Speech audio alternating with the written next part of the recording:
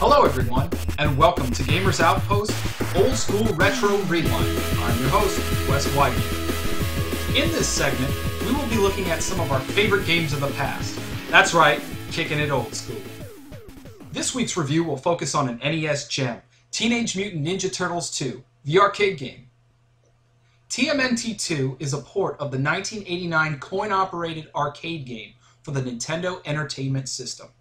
This game features two-player, beat-em-up style arcade action, so grab two controllers and a buddy and get ready to kick some shell.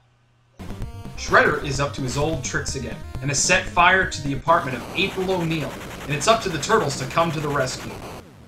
During the fire, Shredder kidnaps April O'Neil, and then later in the game, kidnaps the mentor of the Turtles, Master Splinter. I suppose this was Shredder's master plan to get back at the Turtles for wrecking his Technodrome in the first game. Shredder then sends out 8 of his goons to detour the fearsome four. Throughout the game, the Ninja Turtles take on multicolored, Foot Clan soldiers, robots, and other fiends that are hell-bent on reducing the Turtles to soup for old Shredhead. The goal of the game is to make it through 10 nightmarish ninjutsu stages, and then bust up the boss at the end of the stage. This includes a final showdown with Shredder himself, and his clones. I'll have to admit, I was a huge fan of the Ninja Turtles when I was a kid, and anytime I play this game, I get an instant nostalgia boner. Okay, yeah, I get it, fanboy. But hear me out, this game has stood the test of time. I recently broke this game out and played through with my son, and let me tell you, we had a blast. Fast action, two-player co-op gameplay.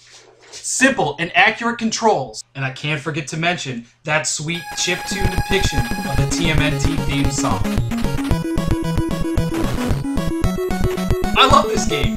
It makes me feel as carefree as Michelangelo. Now, this wouldn't be a review if I didn't have a little bit of negative things to say about the game. Although I feel this game has stood the test of time through playability and nostalgic reasons, there are some problems with the core mechanics. First of all, you only get 4 lives to start off with. In the arcade, this game was meant to suck the quarters dry out of your pockets. Why do you only get 4 to start out with? Sure, you can get an extra life after 400 points, but each enemy is only worth 1 point.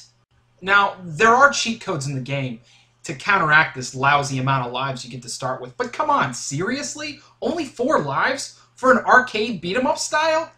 It doesn't cut it. Secondly, unless you're an infinite ninjutsu badass like this guy, you're gonna get hit in this game. There are little to no health drops in this game. And when you do come across one, there's only one. Sorry, dude. Thirdly, if you're playing a 2-player game and somebody dies, well, you're gonna have to wait till the other player dies until you can both continue. I mean, that bites. I don't want to sit there and watch your sorry pizza-snatching ass play. I want to play too. Oh well, I guess that gives me ample time to either take a piss or fill up on some pizza. Cowabunga, dude. Am I right?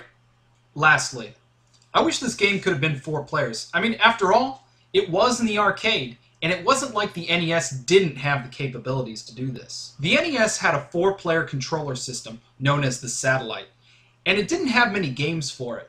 So I feel that this was a wasted opportunity to utilize that hardware.